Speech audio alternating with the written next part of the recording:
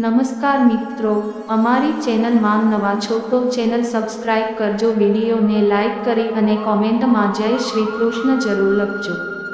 તો ચાલો આજનો વિડીયો ચાલુ કરીએ। રણછોડજી મંદિર ઈસ 1957 ડાકોર। ગુજરાતમાં સૌને વહાલા કોઈ ભગવાન હોય તો એ છે તેમનો કાનુડો। આ કાનુડાનું જ એક મંદિર છે ડાકોરમાં છે, જે ખેડા જિલ્લાના ઠાસરા તાલુકામાં વસેલું છે।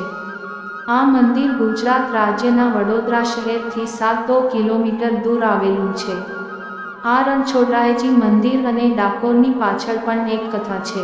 ડાકોરના કાંઠે ગોમતી નદી વહે છે। ડાકોરનો ઇતિહાસ: દ્વાપર યુગમાં ડંક મુનિએ ડાકોરમાં આશ્રમ બનાવ્યો હતો।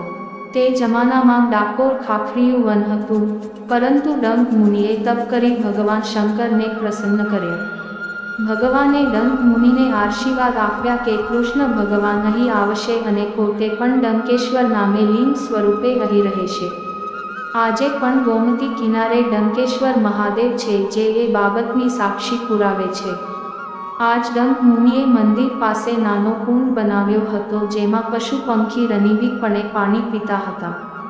એકવાર ભગવાન કૃષ્ણ અને ભીમ પ્રસંગોપાત ડંક મુનિના આશ્રમ પાસેથી પસાર થતા હતા, ત્યારે ભીમને તરસ લાગતા કુંડમાંથી પાણી પીધું અને ઝાડ નીચે વિશ્રામ કરવા બેઠો।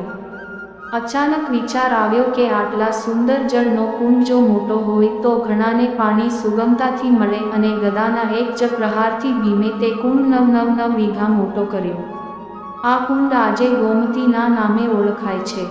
વર્ષો વીતતા ગોમતી કુંડ અને ડંકેશ્વર મહાદેવ મંદિર આસપાસ લોકો આવી વસ્યા અને પહેલા ડંકપુર અને ત્યારબાદ આજનું ડાકોર ગામ બન્યું। ડાકોર ગામમાં કૃષ્ણ ભક્ત બોડાણો રહેતો હતો, જે દર 6 માસે પૂનમે ડાકોરથી દ્વારકા રસ્તેથી ચાલીને હાથમાં તુલસી રોપેલું કુંડું લઈ ભગવાનના દર્શનાર્થે જતો હતો। ભક્ત બોડનો 72 વર્ષની ઉંમર સુધી રાબેતા મુજબ આ ક્રમ કરતો રહ્યો, પરંતુ ત્યારબાદ ઉંમરના કારણે એમને તકલીફ પડવા લાગી। પોતાના ભક્તની આ તકલીફ કૃષ્ણ ભગવાનથી જોઈ ના ગઈ। આથી તેમણે ભક્તને સપનામાં આવીને કહ્યું કે હું દ્વારકાથી ડાકોર આવીશ, તું બીજી વખત આવે ત્યારે ગાડું સાથે લાવજે। બોડાણા બીજી વખત સાથે ખખડદ જ ગાડું લઈને દ્વારકા આવ્યો। પૂજારીઓએ પૂછતા નિખાલસતાથી જવાબ આપ્યો કે ભગવાન મારી સાથે ડાકોર આવવાના છે।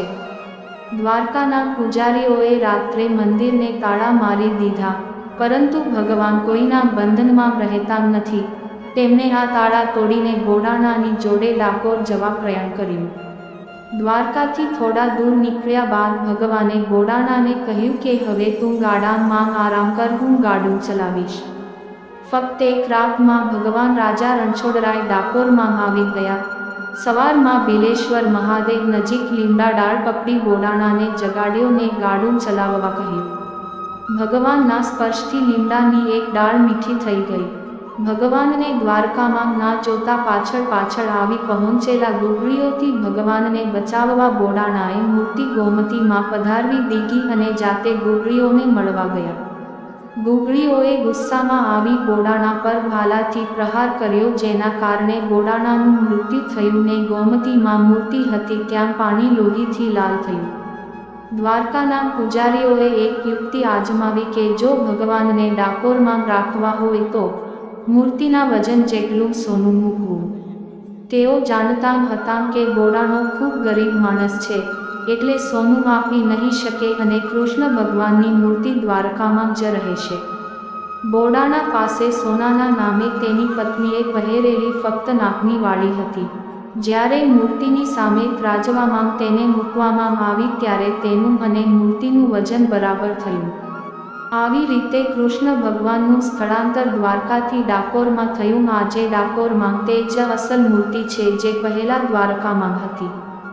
અનેક નામે ઓળખાતા ભગવાન કૃષ્ણ દ્વારકામાં દ્વારકાધીશ અને ડાકોરમાં રણછોડરાયના નામે ઓળખાય છે। તેમને મળેલ નામ પાછળ પણ એક કથા છે। જરાસંધના મિત્ર કાલેવને જ્યારે કૃષ્ણ ભગવાન પર આક્રમણ કર્યું ત્યારે તેઓ મથુરાવાસીઓના રક્ષણ માટે તેમને સાથે લઈને રણ છોડીને ભાગી ગયા અને નવી નગરી દ્વારકા બનાવીને ત્યાં વસ્યા. આથી જ તેમને દ્વારકા અને ડાકોરમાં રણછોડરાયના નામે ઓળખવામાં આવે છે. આ પ્રસિદ્ધ મંદિર ડાકોરમાં દર પૂનમે મેળો ભરાય છે. ઘણા લોકો આ દિવસે આવીને શ્રદ્ધાથી ઈશ્વરની પૂજા કરે છે. કેટલાક લોકો તો ખુશીથી અથવા તો પોતાની માનતા પૂરી કરવા પગે ચાલીને દૂર દૂરથી આવે છે અને ઈશ્વરના દર્શન કરે છે.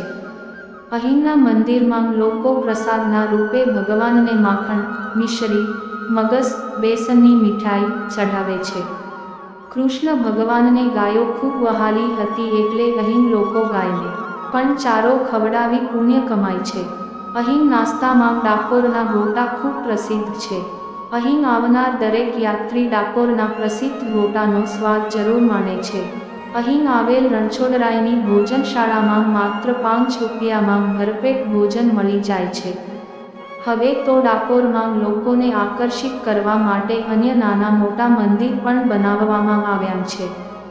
ભગવાન કૃષ્ણએ બનાવેલી સોનાની દ્વારકા નગરી તો જળમગ્ન થઈ ગઈ છે, પરંતુ આ ધરતી પર કૃષ્ણ પ્રેમ અવિરત રહ્યો છે.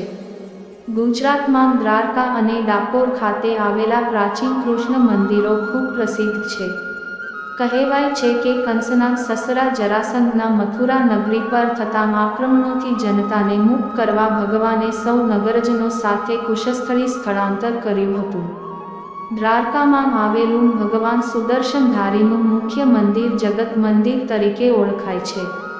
વર્ષ દરમિયાન ઘણી વખત યાત્રા સંઘો અને ભક્તગણો 52 ગજની ધજાઓ સાથે ડાકોર અને દ્વારકા દર્શન માટે આવે છે. ડાકોર અને દ્વારકાના મંદિરો સાથે પ્રાચીન કાળના કૃષ્ણ ભક્ત બોડાણાની કથા પણ જોડાયેલી છે. બોડાણાની અવિચલ ભક્તિથી પ્રસન્ન થઈને ભગવાન કૃષ્ણ બળદગાડામાં બેસીને દ્વારકાથી ડાકોર આવ્યા હોવાની દંતકથા પ્રચલિત છે. કહેવાય છે કે હાલમાં ડાકોરમાં રહેલી રણછોડરાયની મૂર્તિ એ મૂળ દ્વારકા મંદિરની છે. દ્વારકાધીશનું મંદિર 5 માળનું અને ખૂબ સુંદર કોતરણીઓવાળું છે. 60 થાંભલાઓ પર ઊભા કરાયેલા આ મંદિરમાં ભક્તો વિશેષ સંરચના પ્રમાણે સ્વર્ગદ્વારેથી પ્રવેશ કરે છે અને મોક્ષદ્વારેથી મંદિરની બહાર નીકળે છે. દ્વારકાથી 30 કિમી દૂર બેટ દ્વારકા આવેલું છે, જે વૈષ્ણવ સંપ્રદાય માટે ખૂબ મહત્વ ધરાવે છે. દ્વારકાથી બોટમાં બેસીને જળમાર્ગે બેટ દ્વારકા જવાય છે.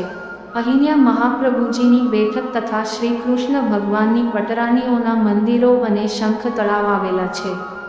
ડાકોરમાં ભગવાન રણછોડરાયનું મંદિર ગોમતી નદીને કિનારે આવેલું છે. આ બંને મંદિરોમાં સવારે મંગળાદર્શનથી લઈને રાત્રિના શયન સુધીના વિવિધ દર્શનનો મહિમા અનેરો છે. દ્વારકા અને ડાકોરમાં જન્માષ્ટમી ખૂબ ધામધૂમથી ઉજવવામાં આવે છે. લાખો ભક્તો આ પ્રસંગે ભગવાનના દર્શને આવીને ધન્યતા અનુભવે છે. હાથી ઘોડા પાલકી, જય કનૈયા લાલ કી અને મંદિરમાં કોણ છે રાજા રણછોડ છે જેવા ગગનભેદી નારાઓથી મંદિર ગુંજી ઉઠે છે. જાણે દરેક ભક્તના હૃદયમાં શ્રી કૃષ્ણ ભગવાનનું પૂર્ણ પ્રાગટ્ય થયું હોય તેવો માહોલ સર્જાય છે. તારક ચિહ્ન ડાકોરના અન્ય જોવાલાયક સ્થળ: ડંકનાથ મહાદેવ મંદિર, લક્ષ્મીજી મંદિર, બોડાણા ગંગાબાઈ મંદિર, શ્રીજી બેઠક, શ્રીજી ચરણ, શંકરાચાર્ય મઠ, શ્રી મંગલ સેવા ધામ, સત્યનારાયણ મંદિર, બિલેશ્વર મહાદેવ મંદિર તેમજ ભગવાને પકડેલ લીંડો, બિલેશ્વર જૈન મંદિર.